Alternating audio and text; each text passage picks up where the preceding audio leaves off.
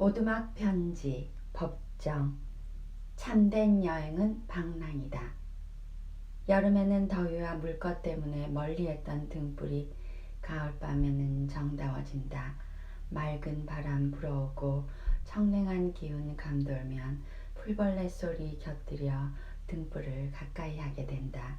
호수나 시냇물도 가을이 되면 드높게 개인 하늘을 닮아서인지 보다 맑고 투명해진다. 우리들의 심금도 잘 조율된 현악기처럼 슬쩍 스치기만 해도 무슨 소리를 낼 것 같이 팽팽하다. 가을은 이렇듯 투명한 계절이다. 선들선들 가을바람이 불어오면 문득 나그네 길에 나서고 싶어진다. 바람이 기압의 변화로 인해 일어나는 대기의 흐름만을 가리키지 않고 마음이 끌리어 들뜬 상태를 바람이라고도 표현한 우리말의 묘미는 우리 한국인의 감성을 잘 드러낸 것이다. 저녁 나절 햇볕이 밝게 드는 창 아래서 16세기 말 시문으로 널리 알려진 중국의 문사 도융의 여행기 명료자유를 읽었다. 도융은 운치 있는 생활의 취미를 기술해 놓은 고반 여사로도 우리에게 친숙한 풍류인이다. 명료자유는 여행의 멋과 참뜻이 어디에 있는지를 잘 가르쳐준 글이다. 여행이란 곧 방랑을 뜻한다. 방랑이 아닌 것은 진정한 여행이 아니라고 그는 말한다. 여행의 본질은 그 어떤 의무도 없고 일정한 계획도 없고 편지도 없고 호기심 많은 이웃도 없다. 환영회도 없고 정해진 목적지도 없는 자유로운 나그네길이다. 훌륭한 나그네는 어디로 갈 것인지도 모르고 또 어디서 왔는지도 모른다. 심지어 자신의 성이나 이름도 모른다는 것이다. 도를 구하는 사람은 정적 속에 살면서도 고독을 느끼는 일이 없고 시끄러운 장바닥에 있으면서도 소란스러움을 모른다. 그는 또 말하기를 나는 도를 깨달은 사람이 아니라 도를 사랑하는 사람이다 라고 한다. 명료자유를 읽으면 오늘날 우리들이 하고 있는 여행에 대해서 크게 반성하지 않을 수 없다. 우리에게는 관광은 있어도 진정한 여행은 찾아보기 어려운 현실이다. 미리 짜여진 일정표에 의해서 관광 안내인의 지시에 따라 낯선 사람들끼리 떼지어 몰려다니면서 사진 찍고 물건 사는 것을 여행으로 생각한다. 오늘날 우리들은 자동차와 속도에 길들여지고 시간에 쫓기면서 인간적인 걸음을 잃어가고 있다. 걸음은 그 속에 건강과 사색과 즐거움과 눈을 갖추고 있다. 항공기와 기차와 선박과 자동차를 타고 돌아다니는 오늘날의 여행은 자신의 발로 뚜벅뚜벅 걸어다니던 예전의 도보여행과는 그 상황이 전혀 다르다. 세계 곳곳을 누비고 다니면서 수많은 것을 대하고서도 정작 여행의 알맹이인 자아 발견이나 자기 탐구는 없이 자랑거리와 가벼워진 지갑과 청구서만 가지고 지쳐서 돌아온다. 여행은 떠날 때의 그 설레임부터 시작된다. 이것저것 준비를 하면서 들를 곳을 헤아린다.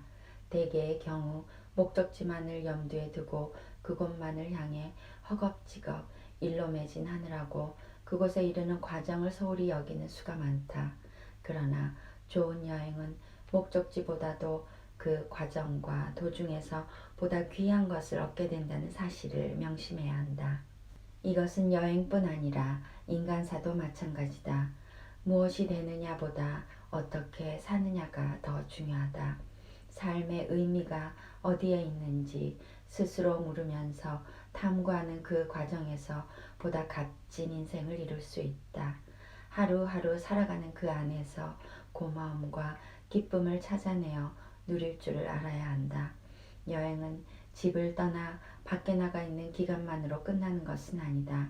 집에 돌아와 밖에서 보고 듣고 느끼고 생각한 것들을 차분히 음미하면서 현재의 삶을 알차게 가꾸어 나감으로써 여행의 의미는 여물어 간다. 독서는 그 책을 쓴 저자에 의해서 우리 생각이 이끌려 가기 쉽지만 여행은 내 눈으로 직접 보고 스스로 느끼고 생각한 그 체험으로 자기 자신을 채워간다. 그러므로 여행은 독서보다 몇 갑절 삶을 충만하게 가꾼다. 여행은 즉 나그네 길은 더 말할 것도 없이 혼자서 홀가분하게 나서는 것이 가장 현명하다. 단 하루가 됐든 이틀이 됐든 일상적인 관계의 끈앞풀에서 벗어나 자신의 그림자만을 데리고 훨훨 가는 것이 가장 좋다. 그러나 형편이 그러지 못할 때는 동반자가 필요한데 그 동반자를 잘 택해야 한다. 여행은 어디를 가느냐보다도 누구와 함께 가느냐가 훨씬 중요하다. 누구나 겪어서 알고 있겠지만 취향과 기질이 같지 않은 동반자와 길을 함께하게 되면 모처럼 떠나온 나그네 길인데도 날개를 펴보지 못한 채 무거운 갈등의 짐만 잔뜩 짊어지고 돌아오게 마련이다. 그래서 옛 성인도 말씀하셨듯이 차라리 혼자서 갈 것이지 어리석은 자와 길벗이 되지 말라고 가르친 것이다. 그러나 여행은 한때로 끝나지만 한 생애의 동반자인 그 짝을 잘못 만나면 평생을 두고 무거운 멍에를 져야 한다. 이와 같은 깨우침은 내 자신도 한때의 나그네 길에서 터득한 교훈이다. 운수 야인으로 자처한 명료자는 행복을 얻는 비결은 즐거움을 끝까지 추구하지 않고 알맞게 그칠 줄 아는 데에 있다고 한다. 옳은 말이다. 알맞게 그칠 줄 안다면 우리들의 삶은 넘치지 않고 신선할 것이다. 그는 여행의 의미를 다음과 같이 표현하고 있다. 표주박 하나에 옷 한 벌로 가고 싶은 곳은 아무데나 가고 머물고 싶은 곳에서 머문다. 어느 곳에서 자더라도 주인의 일은 일체 묻지 않고 그곳을 떠날 때에도 내 신분을 밝히지 않는다. 추위 속에 떠나도 외롭지 않고 시끄러운 무리 속에 섞여도 그 때문에 내 마음은 물들지 않는다. 그러니 내 방랑의 뜻은 단순한 떠돌이가 아니라 도를 배우려고 하는 데 있다. 마음이 따스한 세상, 오늘도 감사한 날 되세요. 바람튜브였습니다. 좋아요, 구독 부탁드립니다. 감사합니다.